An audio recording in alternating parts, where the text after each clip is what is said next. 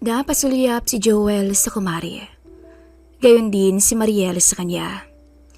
Kahit nangungusap ang palitan ng tingin, ay pinipilit nilang kumilos ng normal sa harapan ni Darwin. Kape? Tanong ni Mariel sa kumpare. Nagkape na ako, Mari, pero sige. Tumayo si Mariel upang ipagtimpla si Joel. Dumukwang at inalapag sa harapan nito ang pasuelo habang hinahalo iyon ng kutsarita, tsaka muling naupo sa harapan nito. Hindi maiwasan ni Joel na maakit kahit sa suot na binig t-shirt at maiksing short ni Mariel dahil sadyang may hangover pa rin siya sa namagitan sa kanila noong nakaraang gabi. Bless po, Ninong. Ninang. Bati ng bunsong anak ni Joel si Renz nang lumapit kay Darwin at Mariel upang magmano. Hala, nakikininong? Hindi ka naman inaanak ah. Pangaasar ni Erika sa kapatid. Bakit mo ba? Arte nito? Pangit. Mas pangit ka. O, tama na yan. Mamaya, pikulan na naman. Saway ni Joel sa dalawa. Pa, piko naman talaga yung si Renz eh. Di gaya nitong si Junior ang bait-bait. Pogi pa. Di ba Junior no? Bati ni Erika sa kinakapatid. At kinuha nito ang mangkok mula kay Mariel upang siya na ang magpakain dito.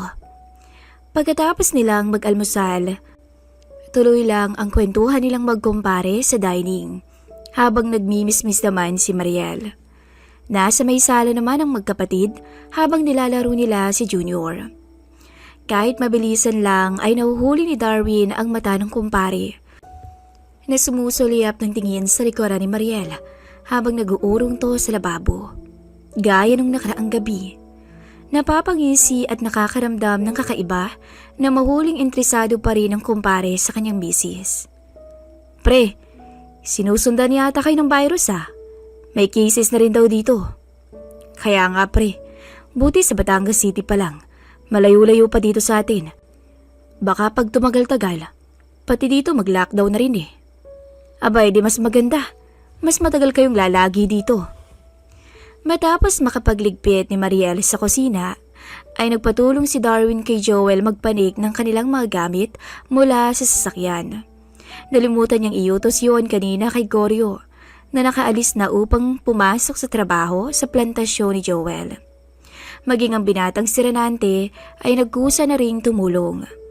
Matapos niyang maipanik ang isang kahon ng groceries sa kusina, ay tumabi ito kay Erika sa sala. Uy, Erika, nakabakasyon ka rin pala. Gumaganda ka. Iba talaga pag sa Maynila nag-aaral eh, no? Nagmumukhang tao. Pangaasar ni Renante. Marahil ay nag-blush ang kanyang mukha dahil dama ni Erika ang pag-init ng kanyang pisngi sa pambobola ng dating kaklase. Maging si Renante naman ay napansin ng dalaga na mas gumagwapo habang nagkakaedad. Napakaano mo no? Kahapon pa ako nakauwi. Nauna kami ni tatay. Huy, ano yung pinost mo sa GC Aber? Alin? Yung picture namin ni Ate Mariel. Bakit? Selos ka ba? Kantsaw ni Renante sabay kiliti sa tagilira ni Erika. Ano ba? Ba't ako magsiselos? Tsura mo naman. Papicture kapag nalalaman kay Ninang. Masyado kang feeling close. Sagot ni Erika habang pabiro o sabay pabirong irap sa kaklase.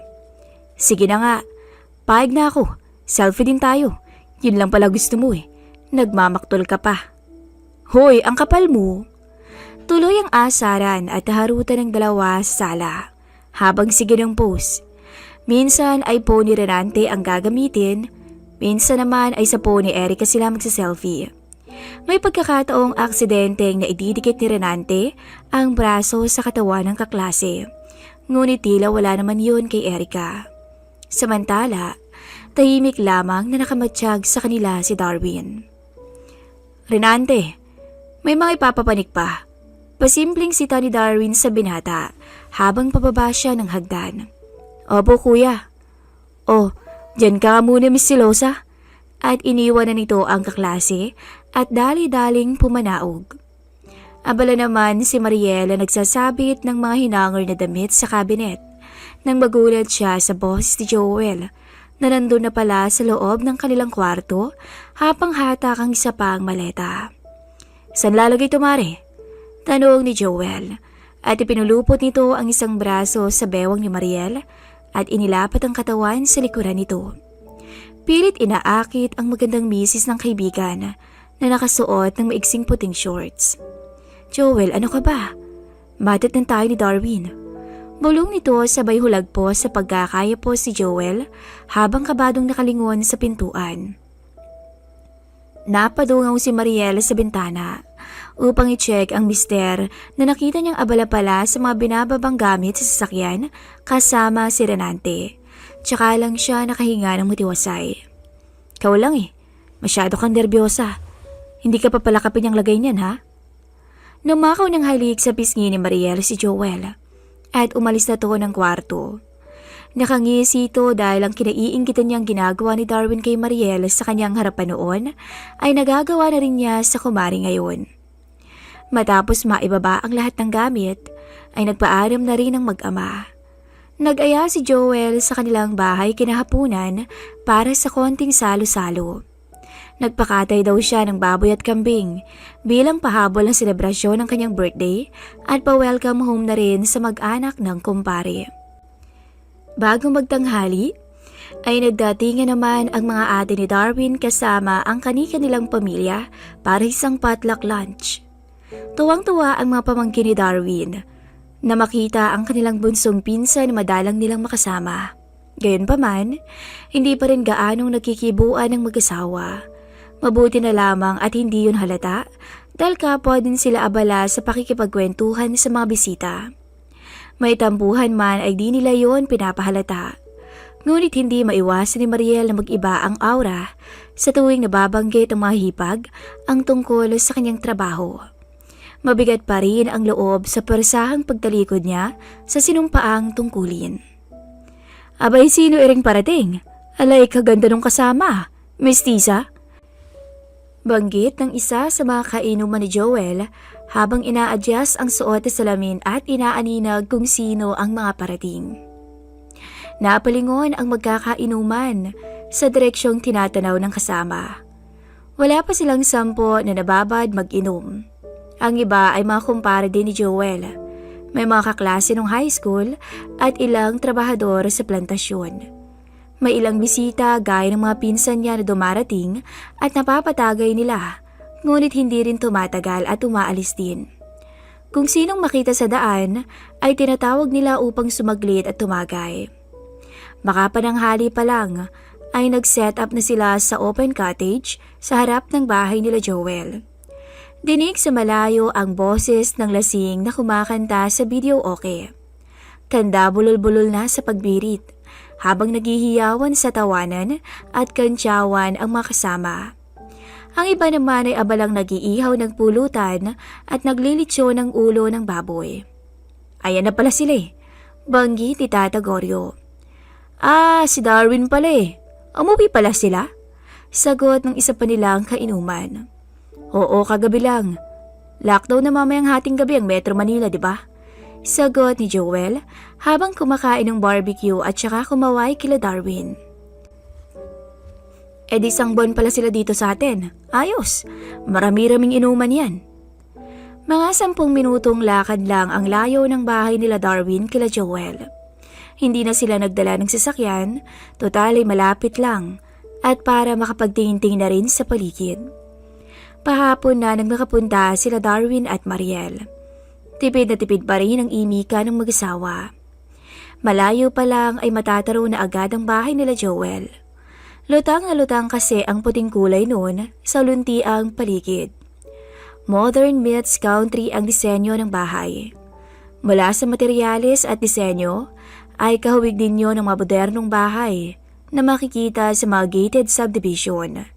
Ngunit may kadikit itong kamalig na imbakan ng mga iba nilang ani.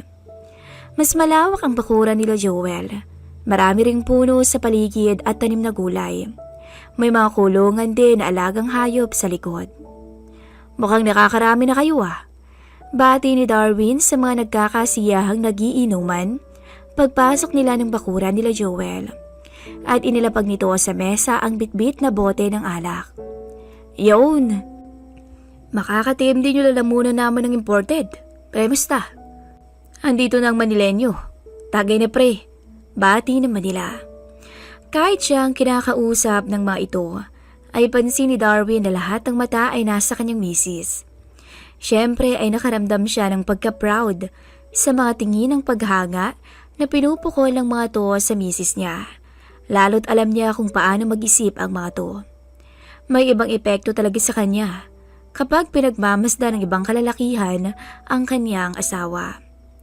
Joel, belated. Bati ni Mariel sabay abot ng kahon ng cake kay Joel nang may matamis na ngiti. Humulag po si Junior sa pagkakabuhat ni Mariel nang may makitang mga manok sa bakuran at tuwang-tuwang hinabol ang mga yun. Agad naman siyang sinalubong ng kanyang ate Erika upang bantayan. Naku, nag-abala pa kayo Mare. Pinag-birthday niyo na nga ako sa bahay niyo eh. Salamat ha? Sagot ni Joel at bagya pang tumampi ang palad nito sa kamay ni Mariel sa pagtanggap niya ng cake. Buti nga't may nabilhan pa si Renante sa bayan eh. Sabat ni Darwin. Asa na nga pala yung anak kong yun? Sabi ko kanina ay sumabay sa inyo pumunta at ang merong tagatagtad ng yelo.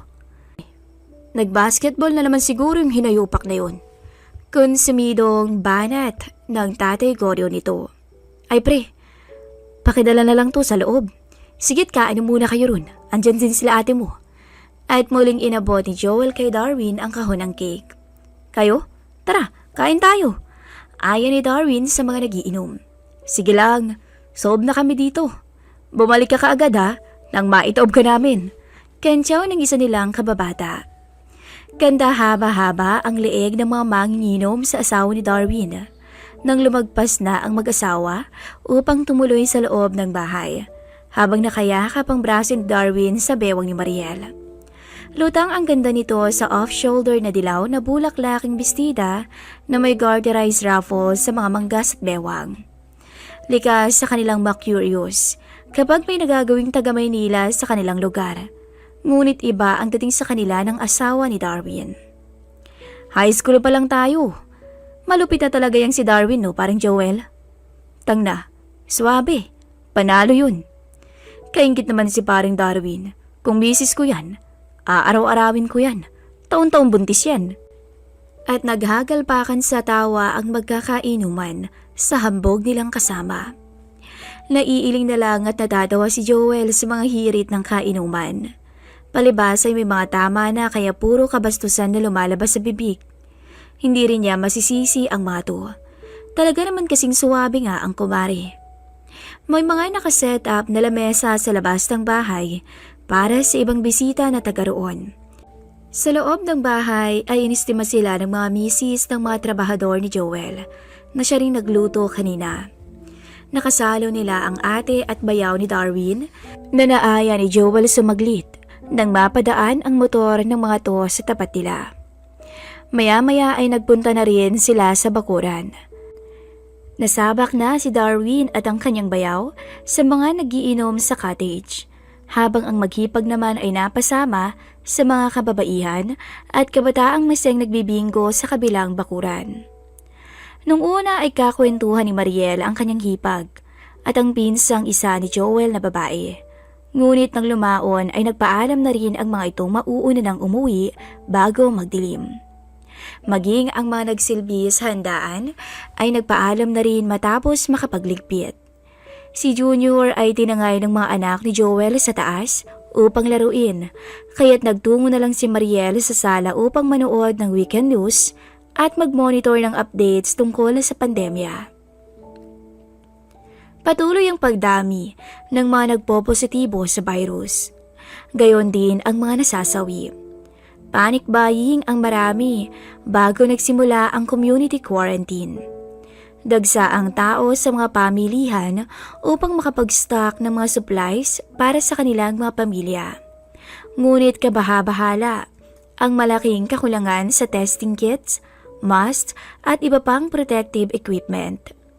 Napalamukos na lang sa palad si Mariel habang nakatabo ng isang kamay sa bibig nang makita ang kalunos-lunos na sitwasyon sa mga ospital habang nagkukumahog ang mga kabaro niyang doktor at nurse sa pagsagip ng buhay ng mga kababayan. Muli na namang nagpupuyos ang kalooban ni Mariel. Naaalala ang kanyang tungkulin na napilitan niyang talikuran dahil sa kagustuhan ng mister. Inoff na niya ang TV at saka nag-text dito. Mamaya ka pa ba? Mauna na kami ni Junior.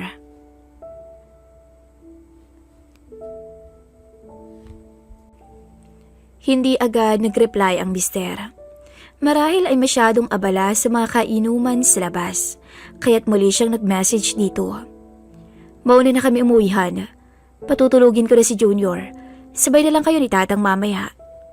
Akma na sanang aakyatin ni Mariel si Junior upang tawagin nang tumunog ang kanyang cellphone. Wala kayong kasama. Mamaya na, sabay-sabay na tayo. Malapit lang naman. Sumunod ka na lang. Tama na. Maigsing reply ng mister. Tinawag pa rin ni Mariel ang anak at bumaba si Erica na buhat-buhat to. At nakabuntod si Renz. Nagpaalam na silang dalawa kay Mariel. Tinabig ni Mariel ang screen door pabukas. Paalis na sana sila nang salubungin siya ng seryosong tingin ni Darwin. Ang tingin yon kagaya kahapon nang magdiskusyon sila tungkol sa pag-uwi sa Batangas. Ang matalas sa tingin nagsasabing wag na siyang magpumilit pa. Wala nang nagawa si Mariel. Muli na lamang silang nagtungo sa loob. Si Darwin na naman ang nagwagi at nasunod. Kahit kailan naman yata ay hindi siya nanalo sa diskusyon nila ng mister.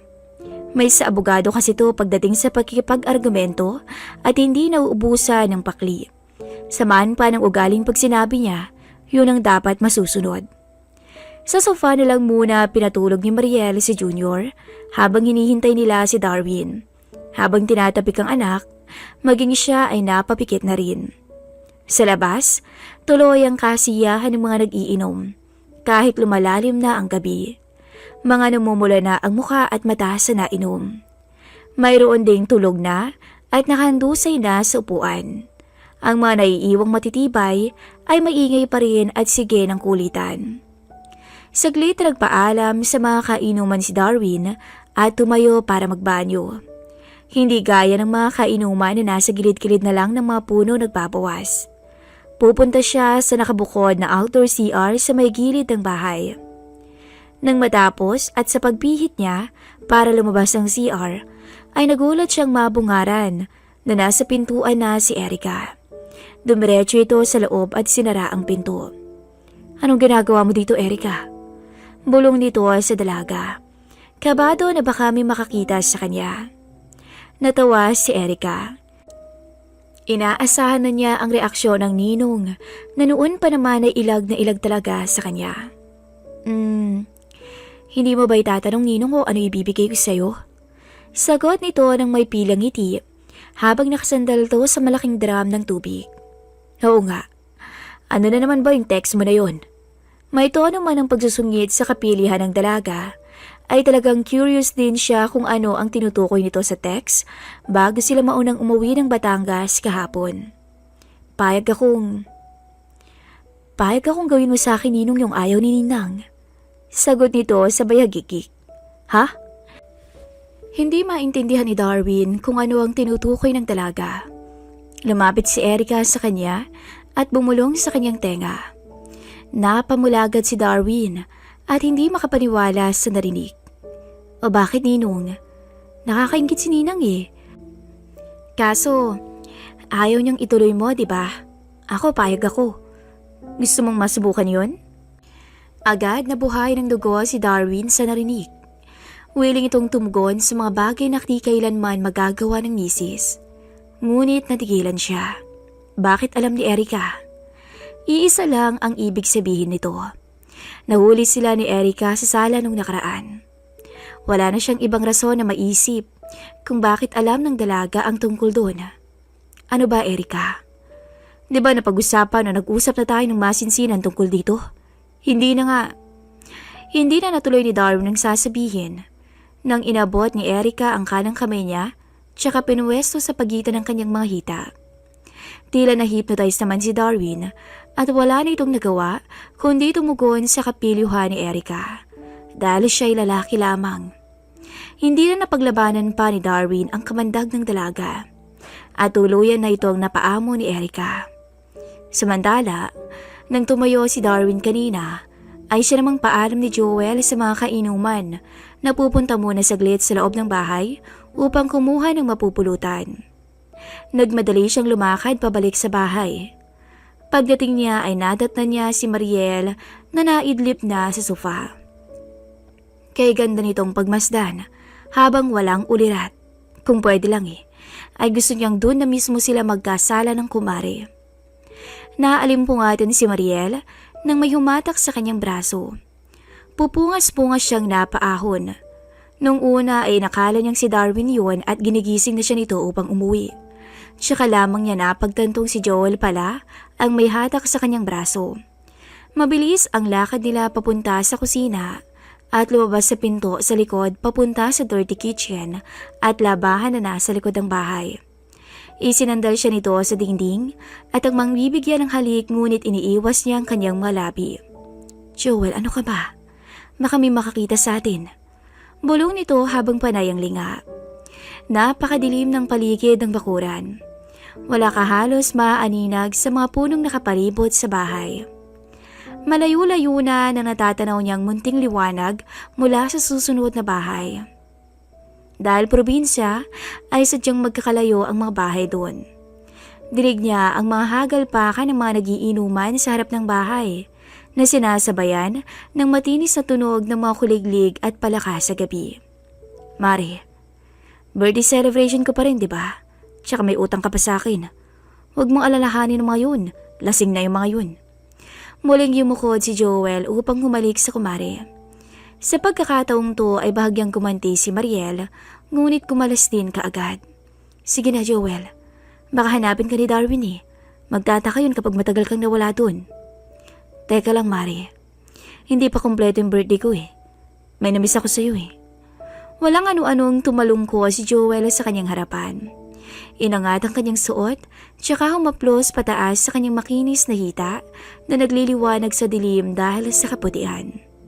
Akma nga hatakin ni Joel pababa ang kanyang pangilalim nang biglang pumalag si Mariel. Joel naman mapapahamak tayo nito. Nag-amba itong aalis ngunit bago pa to makahakbang ay tinaas si Joel ang kaliwang binti ng kumari at ipinunta yun sa kanyang balikat. Sa puntong yun ay hindi na rin nakapagpigil pa si Mariel. Tuluyan na itong natalo ng kanyang kahinaan. Samantala, hindi makapaniwala si Darwin na muli siyang mapapasuko ng dalaga. Marahil dala na rin ang nainom kaya't hindi na to nakapagtimpi. Malambing na halik at haplos ang kanyang ginawad kay Erica. Ngunit ilang saglit lang ay bigla siya nitong tinulak habang nakangiti sa kanya. Mahirap man para kay Erica, pero kailangan niyang umiwas muna sa pagkakataong yun para lalong manabik ang ninong. Kasama to sa mga plano niya. Ilang minuto rin bago tuluyang bumalik ng bahay si Erica. Matamis ang ngiti nito habang iniisip ang itsura ni Darwin na iniwan niya sa CR. Narinig naman ni Joel ang yabag ng paa ni Erica habang tumatakbo tong pumanhik ng hagdan. Napalingon man ni si Mariel ay hindi natinag ang kumpare. Maya-maya ay parehas silang nagulantang sa narinig. Han, tawag ni Darwin mula sa front door ng bahay. Han? Napalingon si Mariel sa dark sliding glass ng bintana ng kusina upang tignan si Darwin. Nasa may sala na to at papalapit na sa kusina. Abangan po ang susunod na episode.